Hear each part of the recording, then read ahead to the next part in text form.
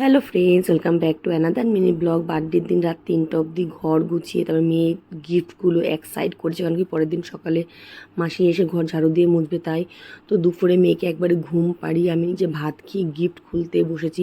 কিছু গিফট তো মেয়ে আগেই খুলে দিয়েছে আর কিছু এখন খুলছি।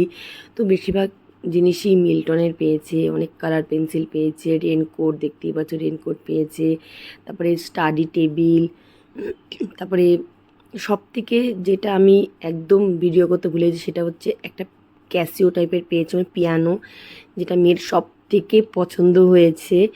আর ওটা পাওয়ার সাথে সাথে মেয়ে তখনই বাজানো শুরু করে দিয়েছে, ওটা ইলেকট্রিকে বাজে আর কি।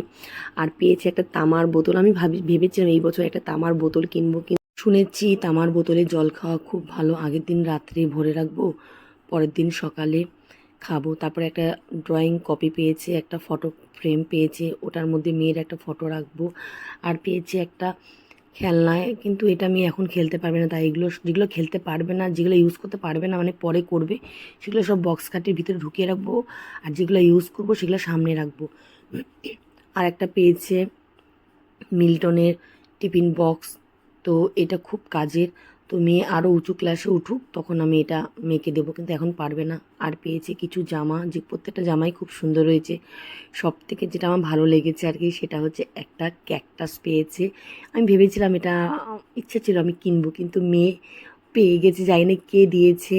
তো ক্যাকটাসটা দেখে তো আমি খুব খুশি হয়েছি। আর এই পেয়েছে 6টা ব্যাগ, প্রত্যেকটা যেহেতু মেয়ে না, প্রত্যেকটা কালারই পিঙ্ক কালারের পেয়েছে। আর এই যে পুতুলগুলো পেয়েছে। আর ক্যাকটাসটা দেখলে মেয়ে এত ভয় পায়, তো আমার জন্য বেশ ভালোই হলো, মেয়েটা দেখলে ভয় পায়। তাহলে চলো আজকের মিনি ব্লগ তোমাদের কেমন লেগেছে অবশ্যই জানাবে।